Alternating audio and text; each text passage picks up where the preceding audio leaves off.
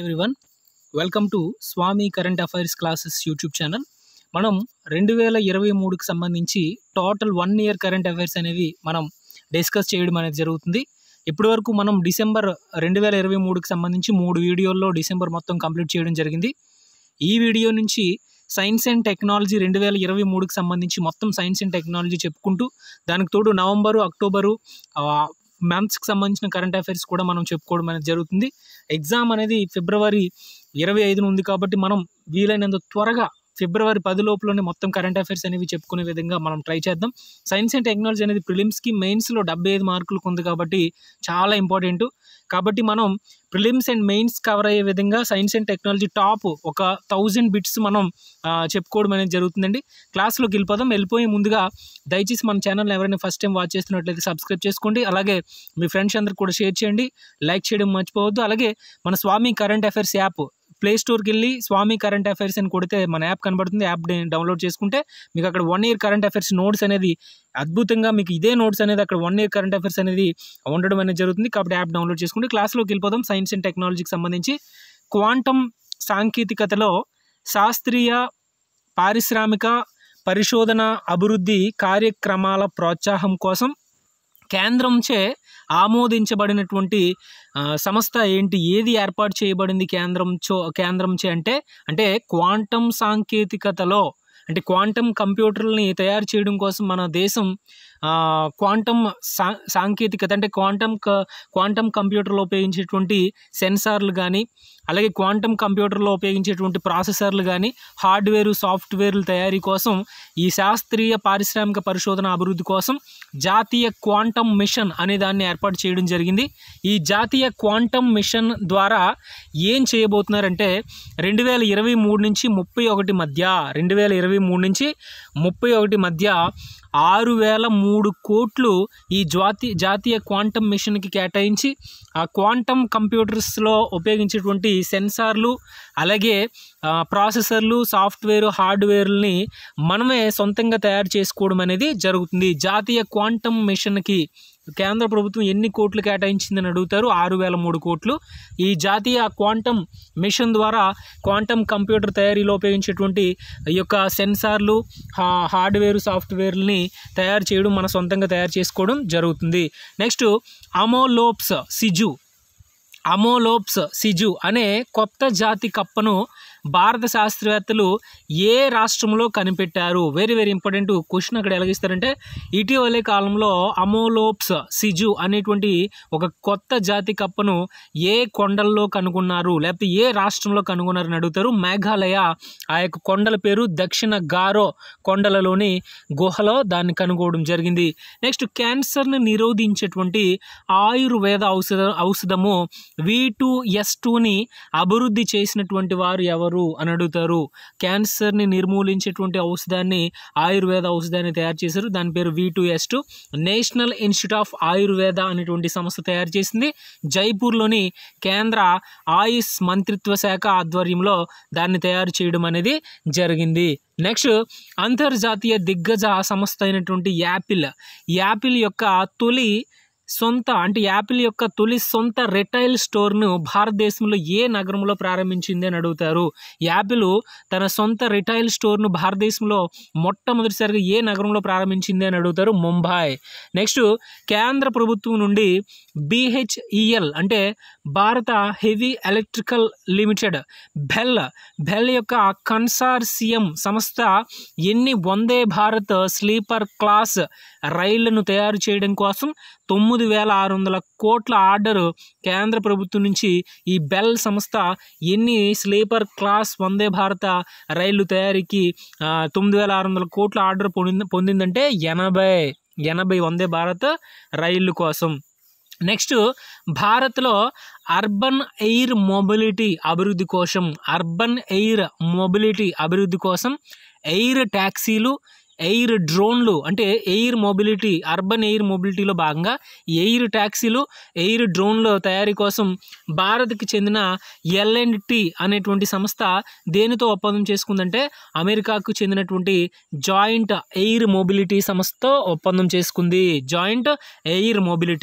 Next 2023 April 8న భారత ప్రస్తుత రాష్ట్రపతి అయినటువంటి ద్రౌపది ముర్ము గారు సుఖోయి 30 అనే యుద్ధ విమానంలో ఎక్కడి నుండి ఎక్కడి వరకు ప్రయాణించారని అడగొచ్చు, లేకపోతే ఏ విమానంలో ఈమె ప్రయాణించారు, ఏ యుద్ధ విమానంలో అని అడగొచ్చు, ఏ డేట్నని అడగొచ్చు. కాబట్టి 2023 ఏప్రిల్ 8న సుఖోయి 30 యుద్ధ విమానంలో గువాహటి నుంచి తేజ్పూర్, అస్సాం రాష్ట్రంలో ఉన్న గువాహటి నుంచి తేజ్పూర్కి ప్రయాణించారు.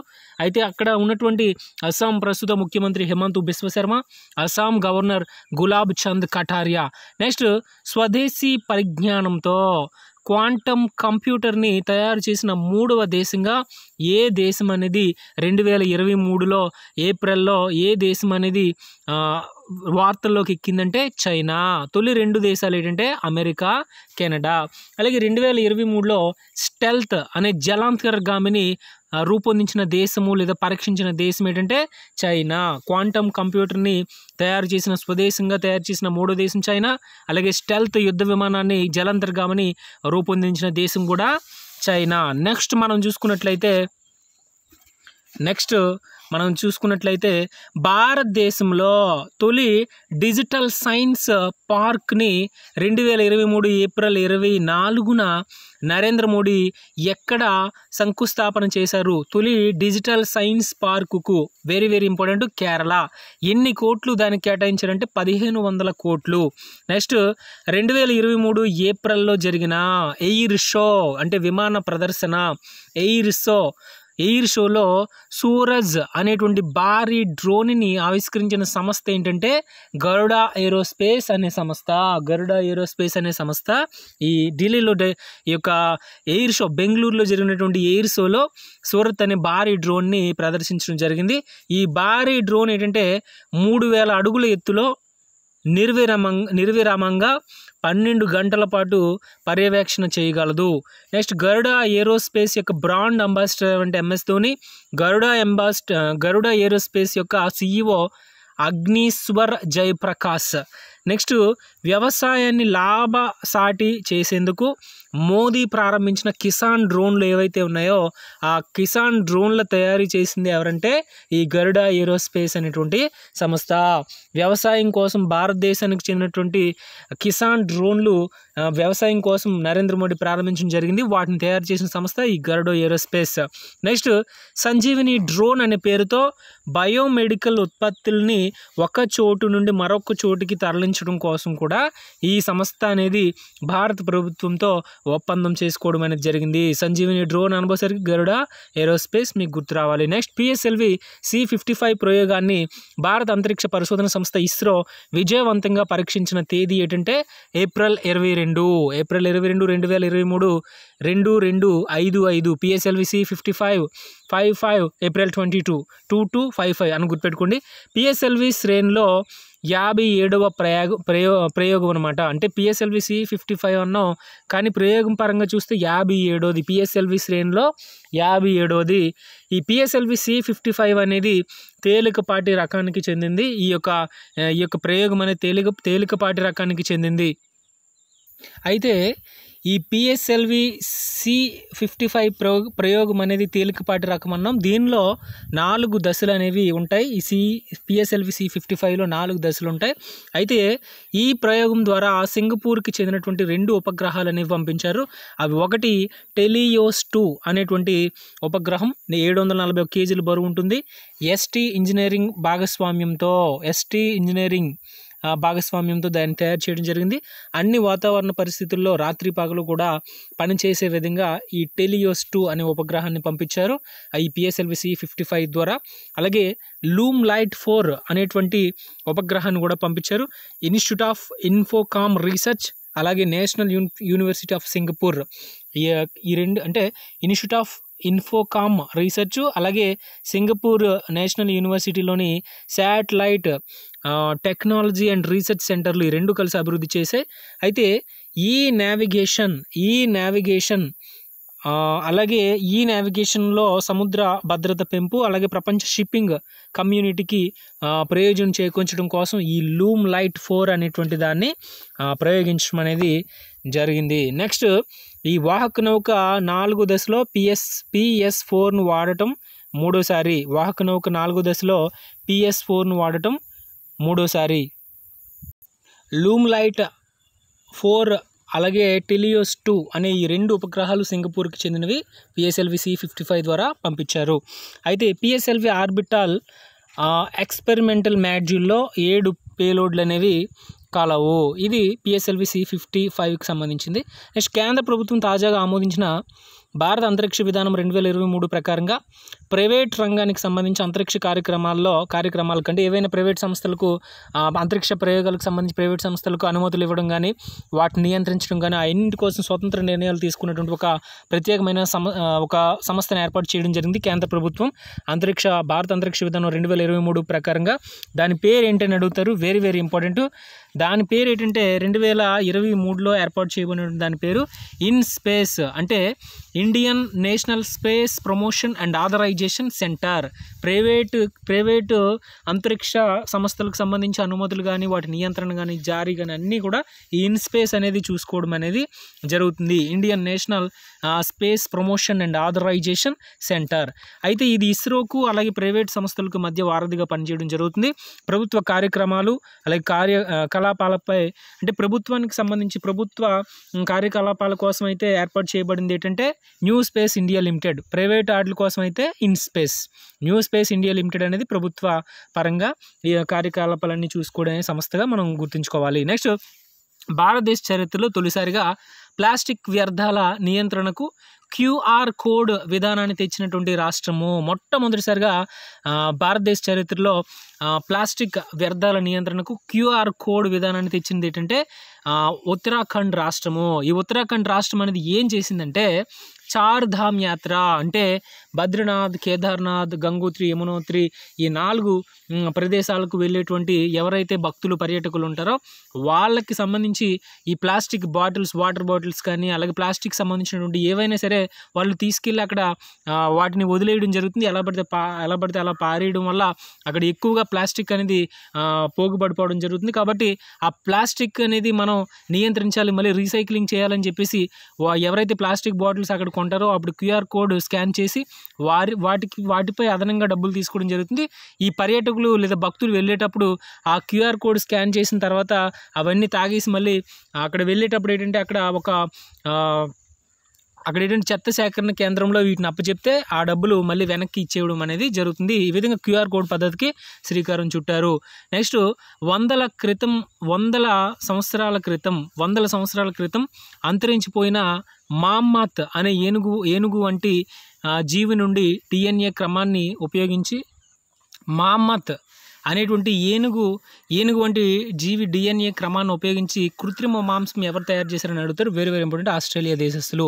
నెక్స్ట్, నాసా త్వరలో చేపట్టబోతున్నటువంటి మిషన్లో భాగంగా అంతరిక్షంలో చంద్రునిపై కాలు మోపనున్న తొలి మహిళగా ఎవరు నిలబోతున్నారంటే ఆర్టెమిస్ మిషన్ ఉంది కదా, చంద్రుడిపై మానవులను తీసుకెళ్ళినటువంటి నాసా రూపొందించినటువంటి మిషన్ ఆర్టెమిస్. దానిలో భాగంగా చంద్రుడిపై కాలు మోపనున్న తొలి మహిళగా ఎవరు రికార్డుకి ఎక్కబోతున్నారంటే క్రిస్టినా కోచ్, అమెరికా. ఈమె ఘనతలు ఏంటంటే అంతరిక్షంలో అత్యధిక కాలం గడిపిన మహిళ, 328 రోజులు అత్యధిక కాలం గడిపారు. అలాగే భారతదేశం నుంచి అయితే సునీత విలియమ్స్, అలాగే 6 సార్లు స్పేస్ వాక్ చేశారు. అలాగే 42 గంటలు అంతరిక్ష నౌక బయట గడపడం అనేది జరిగింది ఈ క్రిస్టినా కోచ్. నెక్స్ట్, 200 సెకండ్ల పాటు పూర్తి 3D printed cryogenic rocket engine అయినటువంటి ధావన్ 2ను విజయవంతంగా పరీక్షించిన సంస్థ ఏంటంటే స్కై రూట్ అనే సంస్థ, హైదరాబాదు. ఇది ప్రపంచంలోనే మొట్టమొదటిసారిగా మన భారతదేశంలో అంతరిక్షంలోకి రాకెట్ని పంపినటువంటి తొలి ప్రైవేట్ అంతరిక్ష సంస్థగా గతంలో 2022లో ఈ సంస్థ రికార్డు నమోదు చేయడం జరిగింది. ధావన్ 1 అనేటువంటిది క్రయోజెనిక్ రాకెట్ ధావన్ 1ని 2021లో ప్రయోగించారు. ఇప్పుడు 2022లో ధావన్ 2ను పరీక్షించారు. నెక్స్ట్, కంప్యూటర్ చిప్ మీద కృత్రిమ మూత్రపిండాన్ని రూపొందించిన దేశస్తులు ఎవరంటే వెరీ వెరీ ఇంపార్టెంట్, దక్షిణ కొరియా. అయితే ఈ కృత్రిమ మూత్రపిండాన్ని ఇందువల్ల రూపొందించడం వల్ల ఉపయోగం ఏంటంటే ఏ మందులు మూత్రపిండాలపై ప్రభావం చూపుతున్నాయో తెలుసుకుని దాన్ని ముందే పసిగట్టి ఆ యొక్క మూత్రపిండాలకి ఆ రకమైన మందుల్ని మోతాదుని తగ్గించడం కోసం అలాగే నివారణ మార్గాన్ని కనిపెట్టడం కోసం ఇది తయారు చేయడం జరిగింది. నెక్స్ట్, భారత అంతరిక్ష పరిశోధన సంస్థ ఇస్రో పునర్వినియోగ వాహక నౌక ప్రయోగాన్ని విజయవంతంగా పరీక్షించిన ప్రాంతం ఏంటి? Very very important. అంటే ఏవైతే మనం ప్రయోగాలకు ఉపయోగిస్తున్నామో రాకెట్లని మళ్ళీ వాటిని తిరిగి ఉపయోగించే విధంగా పునర్వినియోగ వాహక నౌక ప్రయోగాన్ని విజయవంతంగా పరీక్షించిన ప్రాంతం ఏంటంటే ఇస్రో. ఏరోనాటికల్ టెస్ట్ రేంజ్ కర్ణాటకలోని Chitradurga. Aeronautical test range Chitradurga Karnataka మనం గుర్తుపెట్టుకోవాలి. నెక్స్ట్ మనం చూసుకున్నట్లయితే ప్రపంచంలోని తొలిసారి రెక్కలున్న వాహక నౌకను భూమికి 4.5 కిలోమీటర్ల దూరం ఎత్తుకు తీసుకెళ్లి సురక్షితంగా ల్యాండ్ అయ్యే పరీక్షను విజయవంతంగా అక్కడ పరీక్షించడం జరిగింది. ప్రపంచంలోని తొలిసారి రెక్కలున్న వాహక నౌకను భూమికి 4.5 కిలోమీటర్ల దూరం ఎత్తుకు తీసుకెళ్లి అక్కడ సురక్షితంగా ల్యాండ్ అయ్యే విధంగా మళ్ళీ అక్కడి నుంచి పరీక్షను విజయవంతంగా జరిపారు. చినుక్ అనే హెలికాప్టర్ల ద్వారా డ్రాగ్ రేషియో లిఫ్టింగ్ విధానంలో ఈ విధానాన్ని పునర్వినియోగ వాహక నౌక విధానం తయారు చేయడం అనేది జరిగింది. నెక్స్ట్ అమెరికా అంతరిక్ష సంస్థ నాసా కొత్తగా ఏర్పాటు చేసిన మూన్ టు మార్స్ అనేటువంటి ప్రాజెక్టుకి తొలిసారిగా నియమించబడినటువంటి తొలి సారథిగా నియమించబడినటువంటి భారత సంతతి వ్యక్తి ఎవరంటే అమిత్ క్షత్రియ. అంటే మూన్ టు మార్స్ అంటే చంద్రుడి మీదకి అలాగే అంగారగ్రహం పైకి మానవుని పంపించే విధంగా నాసా అనేది ప్రయోగం చేస్తుంది కదా. అయితే దానిలో భాగంగా ఆ మూన్ టు మార్స్ అనేటువంటి ప్రాజెక్టుకి ఎవరు తొలి సారథిగా నియమించబడ్డారంటే భారత సంతతికి చెందినటువంటి వ్యక్తి అమిత్ క్షత్రియ. నెక్స్ట్ ఆకాశ ఆయుధ సిస్టమ్ తయారీకి భారత సైన్యానికి అందించడం కోసం భారత సైన్యానికి అందించడం కోసం కేంద్ర రక్షణ శాఖ నుంచి ఎన్ని కోట్లు విలువ చేసే ఆర్డర్ భారత డైనమిక్స్ లిమిటెడ్ BDL పొందింది. Very very very important. ఈ ఆకాశ ఆయుధ సిస్టమ్ తయారీకి 8,161 కోట్ల ఆర్డర్ అనేది భారత ప్రభుత్వం నుంచి ఈ భారత డైనమిక్స్ లిమిటెడ్ అనేది పొందింది. భారత సైన్యానికి ఈ ఆకాశ ఆయుధ సిస్టాన్ని అందించడం కోసం. నెక్స్ట్ 2023 మే నెలలో భారత నౌకాదళం పరీక్షించినటువంటి వాగ్సీర్ అనేది ఏంటి అని అడుగుతారు. వాగ్సీర్ అనేది ఒక డాష్ అని ఇస్తారు, జలాంతర్గామి. దీన్ని P75 ప్రాజెక్టు కింద కలవరి శ్రేణి విభాగంలో నిర్మించడం అనేది జరిగింది. P75లో భాగంగా ఈ వాగ్సీర్ అనేటువంటి జలాంతర్గామిని నిర్మించడం జరిగింది. నెక్స్ట్ 2023 మే నెలలో 100 గంటల్లో 100 కిలోమీటర్ల రహదారి నిర్మించి రికార్డు సృష్టించిన ప్రాంతం ఏంటి అంటే గజియాబాద్ నుండి అలీగఢ్. ఉత్తరప్రదేశ్లో ఉన్నటువంటి గజియాబాద్ నుంచి అలీగఢ్ అనే ప్రాంతం మధ్య NH34 నేషనల్ హైవే నెంబర్ 34లో భాగంగా ఈ 100 గంటల్లో 100 కిలోమీటర్లు నిర్మించారు. దీనిలో భాగంగా గ్రీన్ టెక్నాలజీ వాడడం అనేది జరిగింది. గ్రీన్ టెక్నాలజీ వాడి అంత తొందరగా నిర్మించడం జరిగింది. నెక్స్ట్ జాతీయ భాషా అనువాద ప్రాజెక్టు భాషిని అనేది వార్తలో నిలిచిందండి 2023లో. చాలా ఇంపార్టెంట్. దానికి సంబంధించి దాన్ని రూపొందించింది ఏంటంటే ఎవరంటే ఎలక్ట్రానిక్స్ అండ్ ఇన్ఫర్మేషన్ టెక్నాలజీ శాఖ వారు ఈ భాషిని అనేటువంటి ఆర్టిఫిషియల్ ఇంటెలిజెన్స్ పరికరాన్ని రూపొందించారు. ఇది ఒక ప్రజా భాషా వేదిక అండి. ఇది ప్రస్తుతం 12 భారతీయ భాషలను ఇతర భాషల్లోకి మార్చుతుందండి. అయితే ఈ ఆర్టిఫిషియల్ ఇంటెలిజెన్స్ పరిజ్ఞానం అయినటువంటి భాషని నరేంద్ర మోదీ వారణాసిలో కాశీ అంటే 2వ కాశీ తమిళ సంగమంలో భాగంగా హిందీలో ఆయన ప్రసంగిస్తున్నప్పుడు అది తమిళంలోకి తర్జుమా చేయడం అనేది జరిగి వార్తలో నిలిచిందండి. ఈ భాషని అనేటువంటి ఈ యొక్క ప్రాజెక్ట్ యొక్క CEO ఎవరంటే అమితాబ్ నాగ్ అనమాట. నెక్స్ట్ PSLV C56 ద్వారా ఇస్రో 7 ఉపగ్రహాలను కక్షలోకి విజయవంతంగా పంపిన తేదీ. ఇందాక మనం చెప్పుకున్నాం PSLV C55 ఏప్రిల్ 22 అని సింగపూర్కి చెందిన 2 ఉపగ్రహాలు పంపించిందని.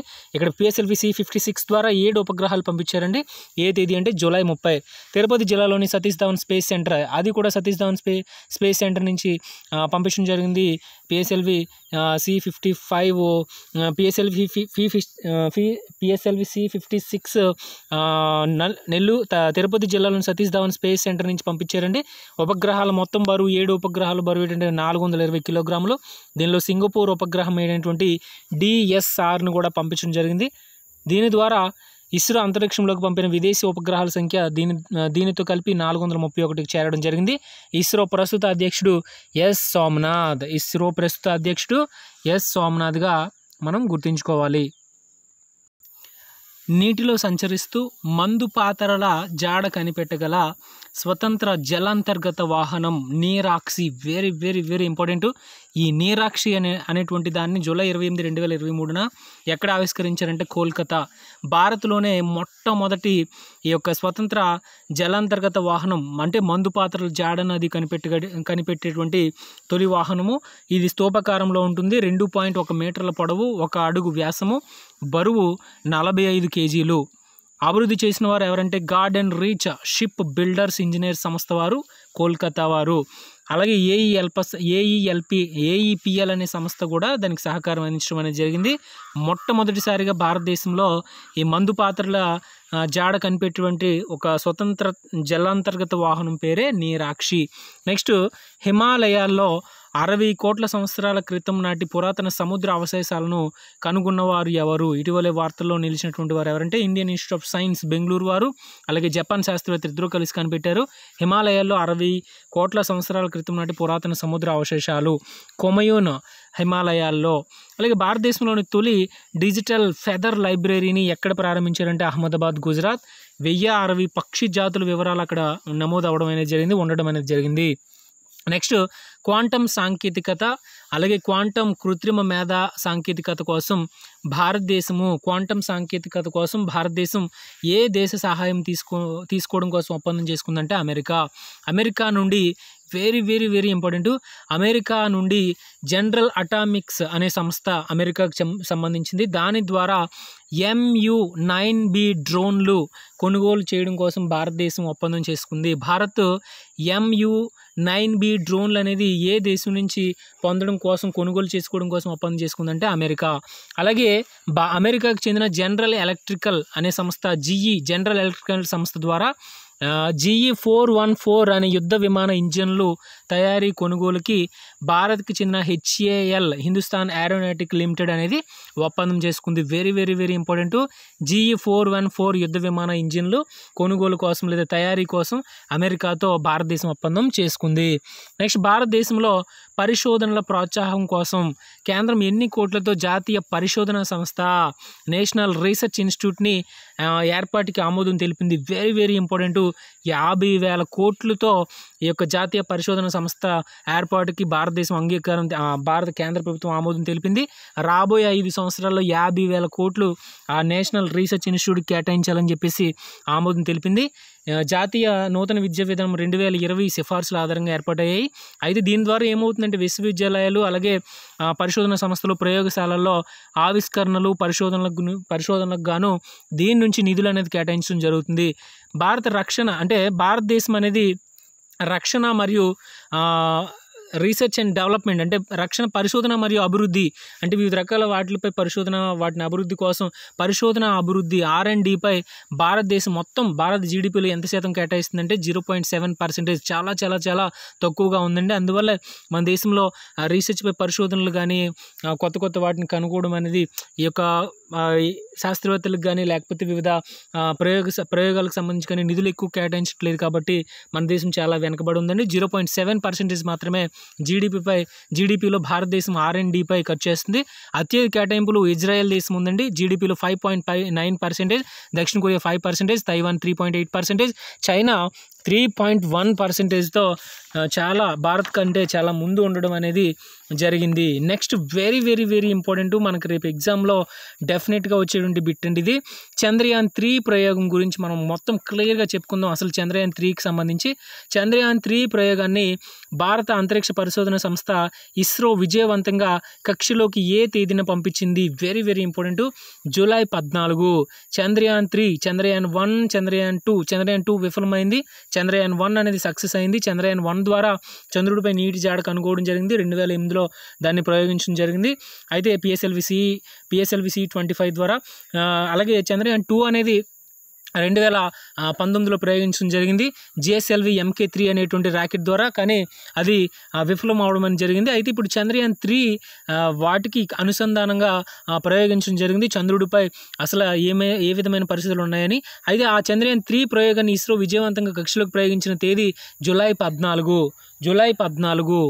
ఈ చంద్రయాన్ 3 ద్వారా ఈ చంద్రయాన్ 3 ప్రయోగాన్ని సతీష్ ధవన్ స్పేస్ సెంటర్ తిరుపతి నుంచి పంపించారండి. Very very important. ఆ ప్రయోగం అనేది సక్సెస్ అయింది. అయితే ఈ వాహక నౌక ద్వారా పంపించినటువంటి ఏ వాహక నౌక ద్వారా పంపించారనేది వెరీ వెరీ ఇంపార్టెంట్. చంద్రయాన్ 2 అనేది GSLV MK3 ద్వారా పంపిస్తే ఇది LVM3 M4 అనే వాహక నౌక. అంటే ఈ వాహక నౌక అనేది రాకెట్ ఈ యొక్క ఉపగ్రహాలనది మోసుకెళ్ళేటువంటి వాహనం అండి. దాన్ని వాహక నౌక అంటారు. LVM3 M4 అనే వాహక నౌక ద్వారా ప్రయోగించారు. ఈ వాహక నౌకలో 3 భాగాలు ఉంటాయండి. ప్రొపల్షన్ మాడ్యూల్, అలాగే lander, rover. Propulsion module, lander, rover. అక్కడ చంద్రయాన్ 2లో ల్యాండరు, రోవరు, అలాగే ఆర్బిటార్ ప్రయోగించారు. ఇందులో ఆర్బిటార్ ప్రయోగించలేదండి. ఆ ల్యాండరు, రోవరు, ప్రొపల్షన్ మాడ్యూల్ని పంపించారు. ల్యాండర్ పేరు సేమ్ విక్రమ్, అలాగే రోవర్ పేరు ప్రజ్ఞాన్. అయితే 16 నిమిషాల 15 సెకండ్ల తర్వాత వ్యోమనౌకను నిర్ణీత కక్షలోకి చేర్చింది. ఈ యొక్క LVM3 M4 అనేది వ్యోమనౌకను నిర్ణీత కక్షలోకి చేర్చడం అనేది జరిగింది 16 నిమిషాల్లోనే. ఒక సెకండ్కి 11 కిలోమీటర్ల వేగంతో వెళ్తే కానీ ఆ రాకెట్ అనేది చంద్రుని కక్షలోకి ప్రవేశించడం జరగదండి. కాబట్టి ఒక సెకండ్కి 11 కిలోమీటర్ల వేగంతో దూసుకెళ్ళింది. అలాగే చంద్రయాన్ 3 యొక్క బరువు ఎంత అంటే 3900 కేజీలు. చంద్రయాన్ 3 బరువు. ఈ LVM3 M4 యొక్క రాకెట్ వాహక నౌక యొక్క బరువు కాదు మనం చెప్పుకునేది. చంద్రయాన్ 3 అంటే మనం చెప్పుకున్నటువంటి ల్యాండరు, రోవరు, అలాగే చంద్రయాన్ 3లో ఉపయోగించినటువంటి ప్రొపల్షన్ మాడ్యూల్, వీటి బరువు 3900 కేజీలు. అందులో ప్రొపల్షన్ మాడ్యూల్ 2148 కేజీలు, ల్యాండరు, రోవర్ బరువు 1752. అయితే ల్యాండర్ బరువు అనేది మనం చూసుకున్నట్లయితే 1726, రోవర్ బరువు 26, రెండు కలిపితే 1752. మొత్తం మీద 3900 కేజీలు ఇవి కలిస్తే. అయితే వీటి జీవితకాలం, ఈ ల్యాండర్, రోవర్ యొక్క జీవితకాలం 14 రోజులు. ఎందుకంటే చంద్రుడిపై ఒక పగలికి 14 రోజులు టైం పడుతుంది, ఒక రాత్రికి 14 రోజులు. కాబట్టి చంద్రుడిపై రాత్రి అయితే ఈ సోలార్ అంటే ఈ చంద్రయాన్ 3 ద్వారా పంపించినటువంటి సోలార్ పాలకలు లేదా ప్లేట్స్ అనేవి పనిచేయడం జరగదు. కాబట్టి పగలు మాత్రమే పనిచేయడం జరుగుతుంది. కాబట్టి రాత్రి పనిచేయడం. కాబట్టి 14 రోజులు మాత్రమే వీటి యొక్క జీవితకాలంగా మనకి నిర్ణయించారు. అయితే LVM3 M4 యొక్క పొడవు 43.5 మీటర్లు, వ్యాసం 4 మీటర్లు, లిఫ్ట్ ఆఫ్ బరువు 640 టన్నులు. చంద్రయాన్ 3 ప్రాజెక్ట్ యొక్క మొత్తం ఖర్చు 613 కోట్లు. జస్ట్ అతి తక్కువ ఖర్చుతో ఈ ప్రయోగాన్ని విజయవంతం చేయడం ఇస్రో యొక్క గొప్పతనంగా చెప్పుకోవచ్చు. అయితే చంద్రయాన్ 3 చంద్రుడిని చేరే మార్గం జాబిలి వైపు చంద్రయాన్ 3 జాబిలి వైపు లేదా చంద్రుని వైపు వెళ్ళేటువంటి మార్గంలోకి ఇప్పుడు ప్రవేశించిందంటే ఆగస్టు 1. అలాగే చంద్రయాన్ 3 చంద్రుని దగ్గర బిందువు లేదా జాబిలి కక్షలోకి, ఇందాక మనం చెప్పుకున్నది కక్ష వైపు వెళ్ళే మార్గంలోకి ప్రవేశించింది ఆగస్టు 1 అయితే, కక్షలోకి జాబిలి కక్షలోకి లేదా పెరిల్ నూన్లోకి ఆగస్టు 5ని ప్రవేశించింది. అలాగే ప్రొపల్షన్ మాడ్యూల్ నుండి ల్యాండర్ విడిపోయిన తేదీ ఆగస్టు 17. అలాగే ఆగస్టు 18, ఆగస్టు 20న 2 సార్లు డీ బూస్టింగ్ అనేది ఇవ్వడం జరిగింది. దాని ద్వారా ఈ యొక్క ల్యాండర్ అనేది విక్రమ్ ల్యాండర్ అనేది చంద్రుడి కక్షపైకి వెళ్ళడం అనేది జరిగింది, నెమ్మదిగా దిగడం అనేది జరిగింది. విక్రమ్ ల్యాండర్ చంద్రుని ఉపరితలంపై గుర్తించినటువంటి బెలాలకు ఫోటోలు తీయడం జరిగిందండి. అయితే ఆ ల్యాండర్ తీసినటువంటి ఆ బెలాల పేర్లు ఇస్రో ఏం పెట్టిందంటే Fabry, Giordano Bruno, Harkhebi J. Fabry, Giordano Bruno, Harkhebi J అనేవి ఏంటని అడుగుతాడు.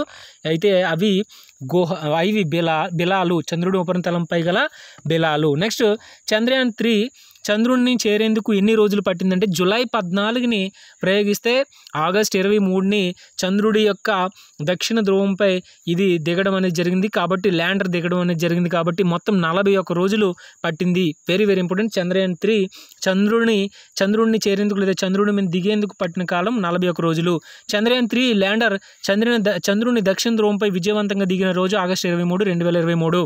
కాబట్టి ఆగస్టు 23న సాయంత్రం 6:04 గంటలకు దిగిందండి. కాబట్టి ఆగస్టు 23న సక్సెస్ అంటే చాలా విజయవంతంగా ల్యాండర్ దిగిన సందర్భంగా మన భారత ప్రధానమంత్రి నరేంద్ర మోడీ ఆగస్టు 23న జాతీయ అంతరిక్ష దినోత్సవంగా నిర్వహించాలని నిర్ణయం తీసుకున్నారు. అలాగే చంద్రుని దక్షిణ ధ్రువంపై అడుగుపెట్టిన తొలి దేశంగా భారతదేశం నిలిచిందండి. అలాగే అమెరికా, రష్యా, చైనా తర్వాత చంద్రునిపై ల్యాండర్ సురక్షితంగా దించిన 4వ దేశం. అలా కాకుండా దక్షిణ ధ్రువంపై దిగినటువంటి కాలు మోపినటువంటి తొలి దేశం అయితే ఇండియా. కానీ చంద్రుడిపై కాలు మోపిన 4వ దేశంగా ఇండియా నిలిచింది. విక్రమ్ ల్యాండర్ దిగిన చోటుకి శివశక్తి అని పేరు పెట్టారు. అలాగే చంద్రయాన్ 2 కూలిపోయిన ప్రదేశానికి తిరంగా అని పేరు పెట్టడం జరిగింది. Very very important. తిరంగా అలాగే శివశక్తి అనే పేర్లు చాలా చాలా ఇంపార్టెంట్. నెక్స్ట్ చంద్రయాన్ 3 రోవర్ ప్రత్యేకతలు మనం చూసుకున్నట్లయితే అడుగుతారు ఎగ్జామ్లో. చంద్రయాన్ 3 రోవర్ను మనం చూసుకున్నట్లయితే ఈ రోవర్ పేరు ఏంటంటే ప్రజ్ఞాన్. ఈ ప్రజ్ఞాన్ రోవర్ అనేది ఒక పెద్ద సూట్ కేస్ పరిమాణంలో ఉంటుందండి. పొడవు 3 అడుగులు ఉంటుంది, వెడల్పు 2.5 అడుగులు, బరువు మనం చెప్పుకున్నాం ఆల్రెడీ 26 కేజీలు. రోవర్కి ఎన్ని చక్రాలు ఉంటాయంటే 6 చక్రాలు ఉంటాయండి. 8 మీటర్ల దూరం ప్రయాణించింది. అంటే దిగిన తర్వాత చంద్రుని దక్షిణ ధ్రువంపై దిగిన తర్వాత 8 మీటర్ల దూరం ప్రయాణించడం జరిగింది. రోవర్కి ఒకవైపు 36 అంగుళాల సౌర ఫలకం ఉంటుంది. దాని ద్వారానే అవన్నీ కూడా పనిచేయడం జరుగుతుంది. దీని ద్వారా 50 వాట్ల శక్తి ఉత్పత్తి అవ్వడం జరుగుతుంది. రోవర్ చంద్రునిపై 1 సెంటీమీటర్ పర్ సెకండ్ వేగంతో మాత్రమే వెళ్తుంది. ఎందుకంటే ఎక్కువ వేగంతో వెళ్తే అక్కడ ఆ ధూళి రేగిపోయి ఆ పైన ఉన్న పరికరాలు పనిచేయడం మానేస్తాయి కాబట్టి తక్కువ వేగంతో వెళ్ళే విధంగా అమర్చారు. అలాగే రోవర్లో ఉన్నటువంటి 2 పేలోడ్లు వెరీ వెరీ ఇంపార్టెంట్. రోవర్లో 2 పేలోడ్లు ఉంటాయి. ఏపీఎక్స్ఎస్ అంటే ఏ అంటే ఆల్ఫా, పి అంటే పార్టికల్, ఎక్స్ అంటే ఎక్స్రే, ఎస్ అంటే spectrometer. Alpha particle X-ray spectrometer. దీని ద్వారా చంద్రుని ఉపరితలంపై గల మూలకాల గురించి తెలుసుకోవచ్చు. అలాగే లిబ్స్ అంటే laser induced break down spectroscope. ఈ రెండింటి ద్వారా మనకి ఏం తెలిసిందంటే చంద్రుని ఉపరితలంపై సల్ఫర్ అనే ఉనికిని గుర్తించడం జరిగింది. దాన్ని నిర్ధారించడం కూడా జరిగింది. సల్ఫర్ ఉనికిని ఈ లిబ్స్ అనేది గుర్తిస్తే దాన్ని నిర్ధారించింది ఏపీఎక్స్ఎస్ అనేటువంటి పరికరము. అలాగే చంద్రునిపై అల్యూమినియం, కాల్షియం, సిలికాన్ అలాగే ఫెర్రం మూలకాలను కూడా ఇవి గుర్తించడం అనేది జరిగింది. ఏపీఎక్స్ఎస్ అలాగే లిబ్స్ అనేటువంటి 2 పరికరాలు వెరీ వెరీ ఇంపార్టెంట్. వీటి ద్వారా సల్ఫర్ని కనుగొనడం అనేది జరిగింది. మిగతా వాటిని కూడా అవి తక్కువ మోతాదులో ఉన్నాయని కనుక్కోవడం అనేది జరిగింది, తక్కువగా కనుక్కోవడం జరిగింది. నెక్స్ట్ ల్యాండర్లు గల 3 పేలోడ్లు వెరీ వెరీ ఇంపార్టెంట్. 3 పరికరాలు. ఒకటి చాస్టే అంటే చంద్రాస్ సర్ఫేస్ థర్మోఫిజికల్ ఎక్స్పెరిమెంట్. దీని ద్వారా ఆగస్టు 27, 2023 చంద్రుని ఉపరితలంపై ఉష్ణోగ్రతలు ఏ విధంగా ఉన్నాయో కనుక్కోవడం జరిగింది.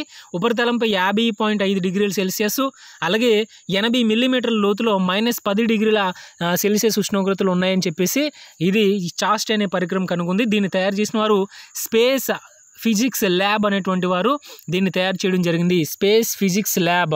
నెక్స్ట్ రాంబా ఎల్పి అనేటువంటి పరికరం. రాంబా ఎల్పి అంటే radio anatomy of moon bound hyper sensitive ionosphere మరియు లాంగ్ ముయిర్ ప్రోబ్ అంటే రేడియో అనాటమీ. రాంబా అంటే radio anatomy of moon bound hyper sensitive ionosphere మరియు లాంగ్ ముయిర్ ప్రోబ్ అనమాట. ఇది ప్లాస్మాను వర్గీకరించడానికి అంటే ప్లాస్మాలో సాంద్రత అది ఏ విధంగా ఉందో అవన్నీ కూడా ప్లాస్మాను వర్గీకరించడం కోసం దీన్ని పంపించడం జరిగింది, దీన్ని తయారు చేయడం జరిగింది. అయితే దీన్ని కూడా అభివృద్ధి చేసింది space physics laboratory Thiruvananthapuram. Vikram Sarabhai space centre వారు తిరువనంతపురం వారు అభివృద్ధి చేశారు. నెక్స్ట్ 3వ పరికరం ఇల్సా అంటే instrument for lunar seismic activity. ఇది చంద్రుని ఉపరితలంపై గల భూకంపాలని కొలవడం జరుగుతుంది. Very very important. ఇల్సా అనేది భూకంపాలను కొలవడం అనేది జరుగుతుంది. క్రస్ట్ మరియు మాంటిల్ నిర్మాణాన్ని కూడా వివరిస్తుంది. ఈ చంద్రయాన్ 3 మిషన్ యొక్క ప్రాజెక్ట్ డైరెక్టర్ ఎవరంటే పి వీరముత్తువేల్. నాయకత్వం వహించిన మహిళ భారత రాకెట్ ఉమెన్గా పిలుస్తారు రితు కరితాల్ దీనికి నాయకత్వం అనేది వహించడం అనేది జరిగింది. నెక్స్ట్ 30వ బిట్టు 30 బిట్స్ మనం చూసుకుందాం ఈరోజు క్లాస్లో. చిన్న స్పేస్ క్రాఫ్ట్లు అంటే చిన్న వాహక నౌకలు అలాగే కృత్రిమ ఉపగ్రహాల తయారీకి 2300 ఎకరాల్లో 500 కోట్లతో ఎక్కడ ప్రయోగ వాహక కేంద్రం అంటే చిన్న వాహక నౌకలు అలాగే కృత్రిమ ఉపగ్రహాలు చిన్న ఉపగ్రహాల తయారీకి ఎక్కడ మన భారత ప్రభుత్వం శంకుస్థాపన చేసింది నిర్మిస్తున్నారంటే కులశేఖరపట్నం, తమిళనాడు. ఇప్పటి వరకు కూడా అంతరిక్ష ప్రయోగాలకు సంబంధించి పెద్ద అంతరిక్ష వాహక నౌకలు అన్నీ కూడా మనకి సతీష్ ధవన్ స్పేస్ సెంటర్లో నిర్మించబడుతుంటే ఇప్పుడు ఫస్ట్ టైం స్పేస్ చిన్న వాహక నౌకల కోసం ఈ యొక్క ప్రయోగ కేంద్రాన్ని చిన్న వాహక నౌకల వాహక కేంద్రాన్ని ఎక్కడ నిర్మిస్తున్నారంటే కులశేఖరపట్నం, తమిళనాడు తమిళనాడులో నిర్మిస్తున్నారు. ఈ విధంగా మనం 2023 1 ఇయర్ మొత్తం సైన్స్ అండ్ టెక్నాలజీ మొత్తం కూడా చెప్పుకుందామండి. 30 బిట్స్ చూసుకున్నాం. నెక్స్ట్ వీడియోలో మరిన్ని మొత్తం కవర్ చేద్దామండి. ఎక్సలెంట్ బిట్స్ అనేవి మీకు ముందు చాలా కవర్ అవుతాయి. Thank you very much. ఇది ఈ రోజు క్లాస్ అండి. దయచేసి నచ్చినట్లయితే లైక్ చేయండి. యాప్ డౌన్లోడ్ చేసుకోవడం మర్చిపోవద్దు. స్వామి కరెంట్ అఫైర్స్ అని టైప్ చేయండి. యాప్ లింక్ ఈ వీడియో డిస్క్రిప్షన్లో ఇవ్వడం జరుగుతుంది. అలాగే కమ్యూనిటీలో కూడా యాప్ లింక్ అనేది ఉంటుంది. Thank you very much.